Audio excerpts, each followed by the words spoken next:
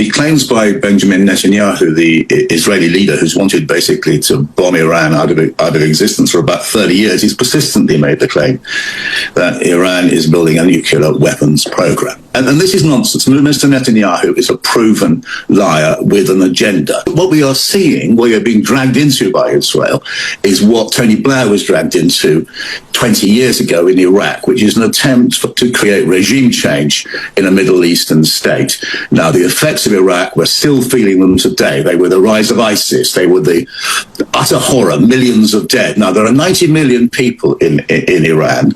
It's a stable state against what a lot of the propaganda says. And if you're going to create a civil war by attempting to decapitate the regime through violence, God knows what will happen. I mean, I don't know how many refugees are going to come to the West. Tens of millions. Not stopped. Iran could produce a nuclear weapon in a very short time. It could be a year. It could be within a few months. They have the wherewithal, the stored up, preserved knowledge to make a bomb very quickly if they wanted to do it. Iran is so dangerous. Weeks away from having the fissile material for an entire arsenal of nuclear bombs. They're very close. They're 6 months away from being about 90% of having the enriched uranium for an atom bomb. Iran is gearing up to produce 25 bombs, atomic bombs a year, 250 bombs in a decade. Ladies and gentlemen, time is running out. Iran will be capable of producing alone, without importing anything, nuclear bombs within 3 to 5 years.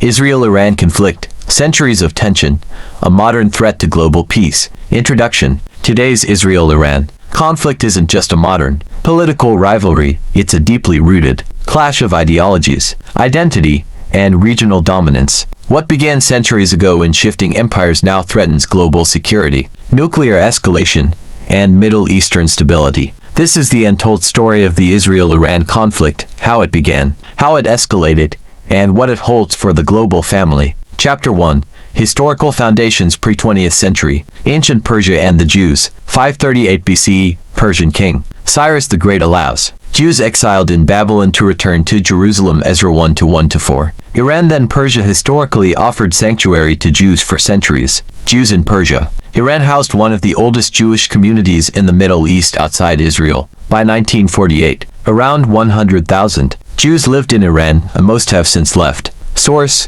Encyclopaedia Iranica, Jewish Virtual Library. Chapter 2. The Modern Break, Israel's Birth. 1948 to 1979. Iran under Shah Mohammad Reza Pahlavi recognized Israel in 1950, making Iran the second Muslim-majority country to do so. Iran and Israel cooperated militarily and economically throughout the 1960s-70s, for example, all trade, intelligence via Mossad and Savak. Source: Trita Parsi, Treacherous Alliance. Chapter 3. The Islamic Revolution, Enemies Declared. 1979.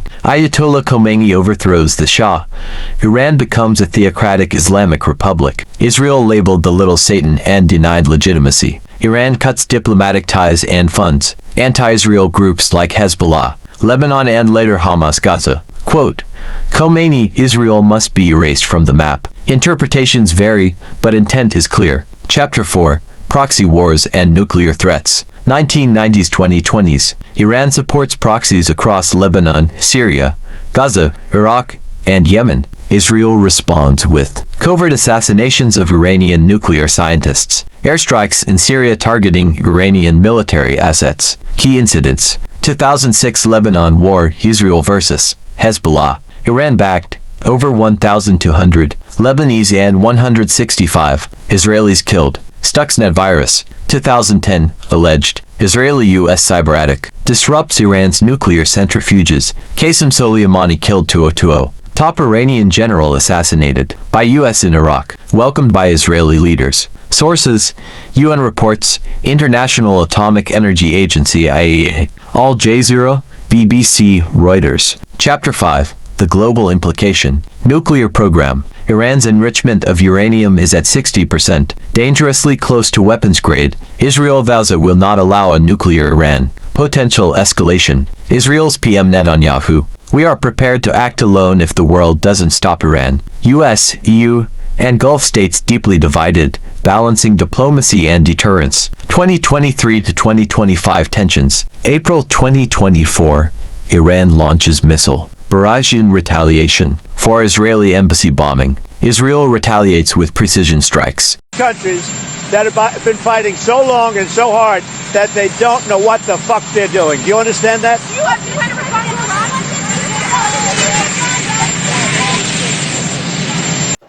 I have a message. I have a message for President Macron. Today, Israel is defending itself on 7 fronts against the enemies of civilization. We're fighting in Gaza against Hamas, those savages who murdered, raped, beheaded, and burned our people on October 7th. We're fighting in Lebanon against Hezbollah, the most heavily armed terror organization in the world, which was planning an even greater massacre than October 7th on our northern border, and that has rocketed Israeli towns and cities for nearly a year.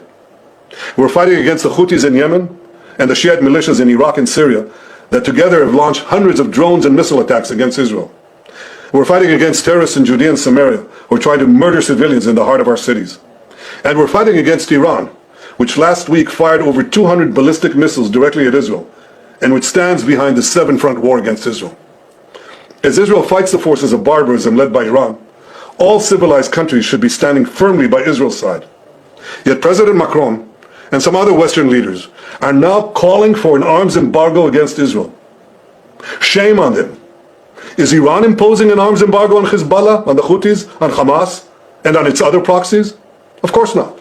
The axis of terror stands together. Analysts fear an all-out regional war. Source: International Crisis Group, NYT, Guardian, All Monitor. Conclusion: what this holds for the global family. The Israel-Iran rivalry is more than political, it's ideological, religious, and geopolitical. Risk of nuclear conflict could destabilize global oil markets, trigger mass displacement, and polarize global powers US versus China, Russia. International diplomacy must prioritize containment, dialogue, and de-escalation. A regional spark in the Middle East can ignite a global wildfire. Peace is no longer optional, it is urgent. What we see is not just a political chess match, but a collision of visions. Iran sees itself as the torchbearer of Islamic resistance, while Israel, born from genocide, sees existential survival as non-negotiable. With Iran pushing nuclear limits and Israel drawing red lines, the world must choose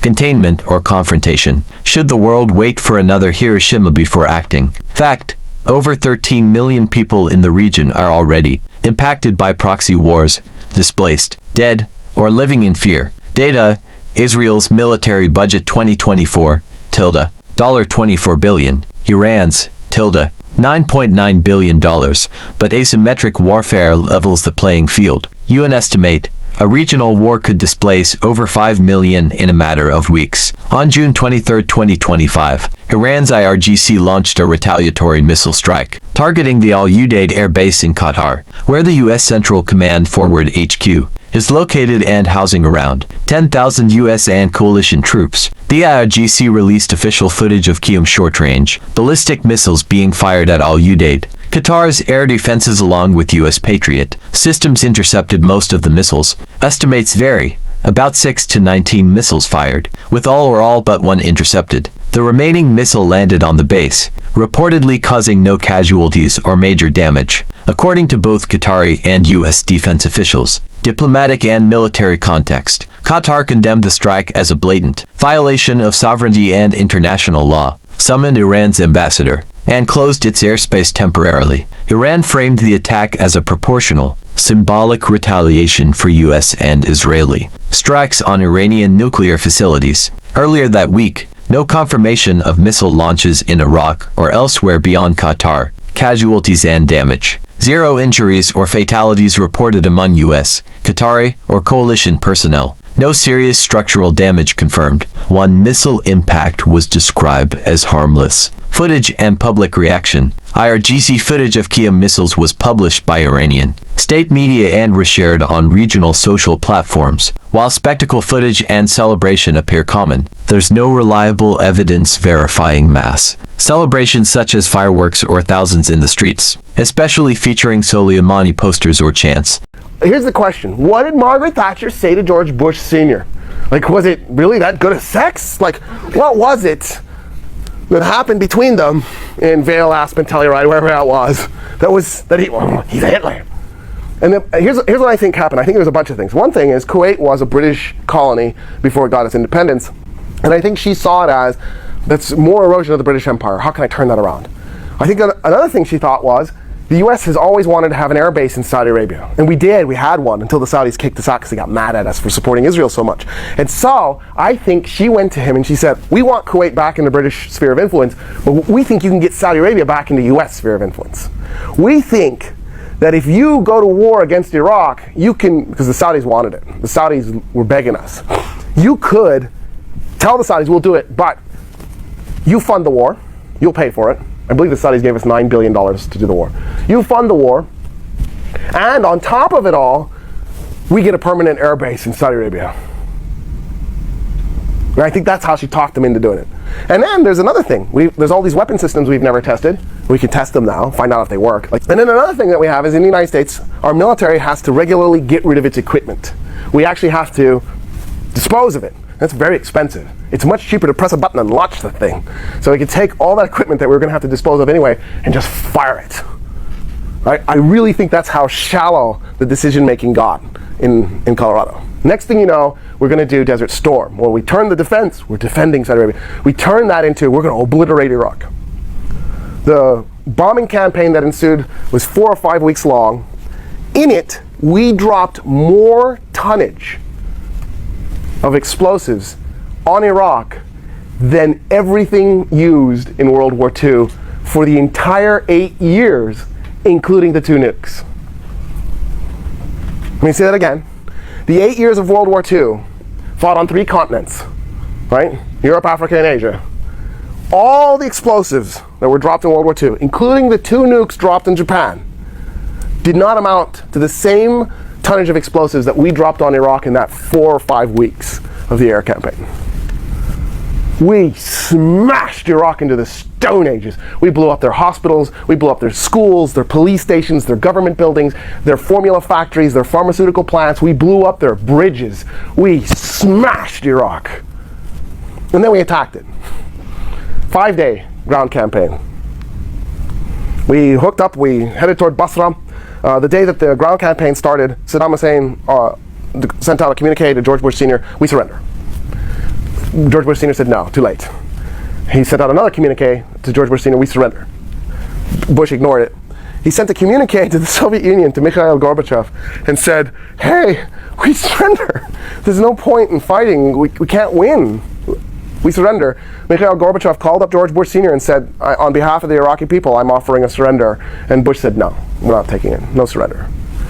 Saddam Hussein ordered the troops in Kuwait to run away as fast as they could. They confiscated every vehicle they could find, cars, buses, flatbed trucks, and they took off on the Basra highway from Kuwait, thousands of soldiers, and then we came in, I believe primarily with A-10s, but there might have been other equipment, and we dropped incendiary bombs all across the highway and just burned them to death. If you want, you can do a Google search and you can see a bunch of burnt Iraqi corpses, because there were photographers who went and took pictures. So you don't have to take my word for it.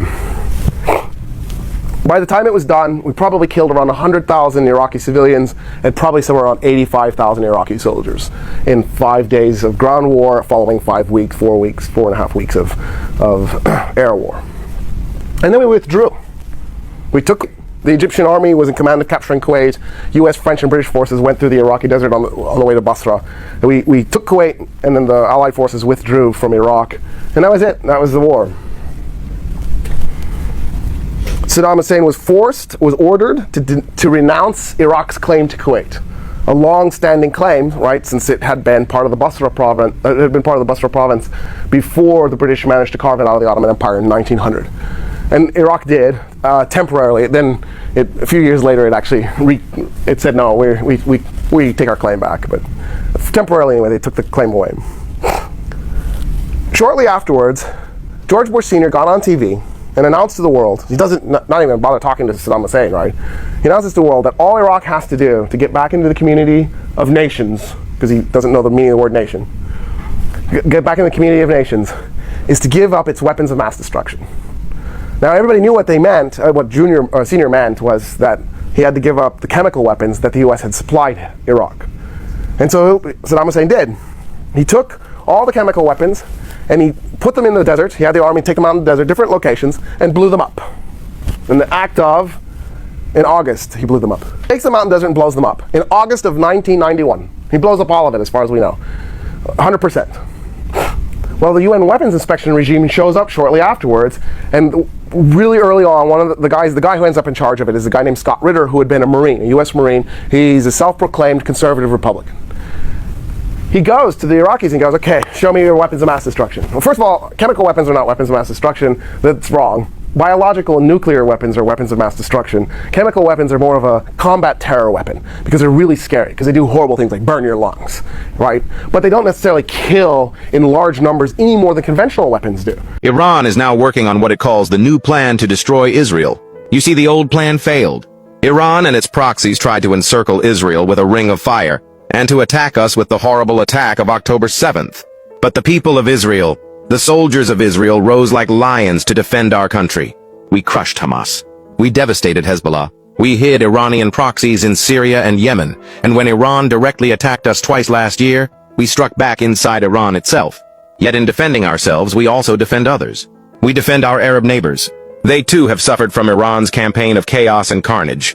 Our actions against Iran's proxy Hezbollah led to the establishment of a new government in Lebanon and the collapse of Assad's murderous regime in Syria. The peoples of those two countries now have a chance for a different future, a better future. So too do the brave people of Iran, and I have a message for them. Our fight is not with you. Our fight is with the brutal dictatorship that has oppressed you for 46 years. I believe that the day of your liberation is near. Broader significance. This marks the most direct Iranian -1 on a U.S. base in the Gulf since the January 2020 attack on Ain al-Assad in Iraq. Observers note that the strike was calibrated and likely coordinated with U.S. Qatari defensive measures, suggesting a measured escalation, not an all-out war. This incident raises concerns about Qatar's neutrality and strained relations. Qatar has summoned Tehran's ambassador and clearly condemned the strike. Final take: Iran's strike on Al-Udeid was real, symbolic, and strategically modest. It involved a limited salvo of Qiyam ballistic missiles, most of which were successfully intercepted by Allied defenses. The lone missile that struck caused no reported casualties or structural damage. The broader narrative accurately reflects heightened tensions, but some details like mass civilian jubilations are unsubstantiated. This remains a significant but controlled escalation, with diplomatic pushback from Qatar and careful military coordination.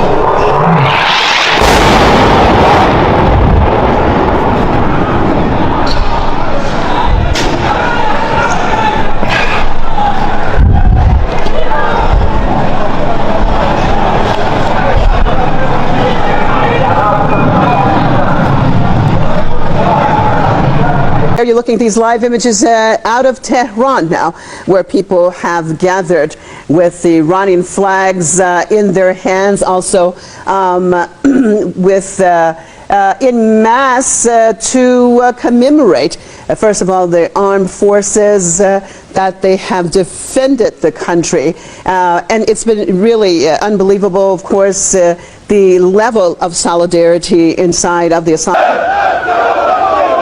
We love Israel! Free Iran! We love Israel! We love Israel!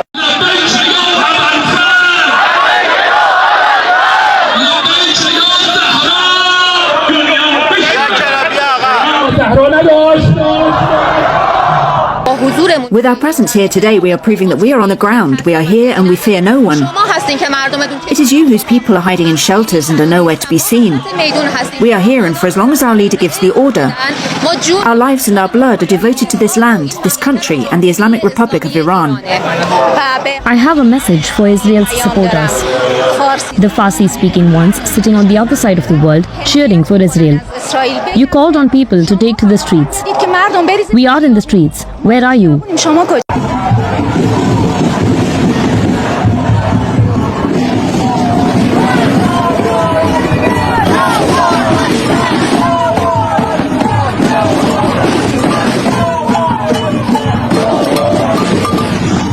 The Iran-Israel war shows no signs of stopping, and now, on day 6, it has entered its most explosive and deadly phase yet. And now, there are serious concerns that this conflict could soon turn into a nuclear war. Over 220 Iranians have reportedly lost their lives in ongoing Israeli airstrikes, while Iran's response has led to the deaths of 24 Israelis. This war is no longer just a conflict between two countries. It now risks pulling the entire world into its orbit. Israel is receiving support from the US, Canada, France, India, Italy, Germany, and most European countries. Meanwhile, Iran is backed by China, Pakistan, Russia, Saudi Arabia, Turkey, and several other Middle Eastern countries. It's been 6 days and Middle Eastern airspace remains restricted, disrupting flights between Europe, Asia, and Africa, causing longer routes, higher costs, and widespread delays. The Middle East holds 48% of the world's oil reserves and exports to the entire world, and this conflict is now fueling global inflation, economic instability, and a growing crisis. With the way this conflict is escalating, there's a serious concern that in the end, either Israel or Iran will be left standing. What do you think? Will this deadly conflict end with Israel or Iran standing alone?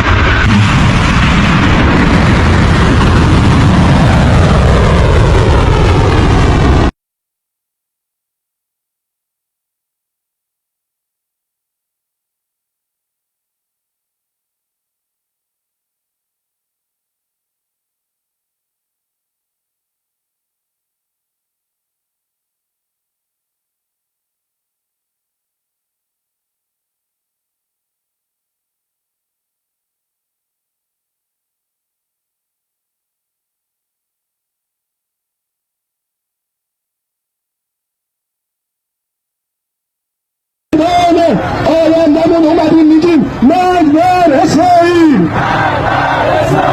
مرگ بر اسرائیل،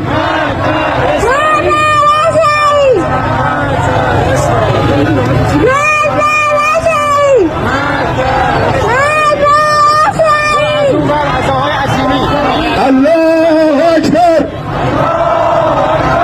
الله اکبر.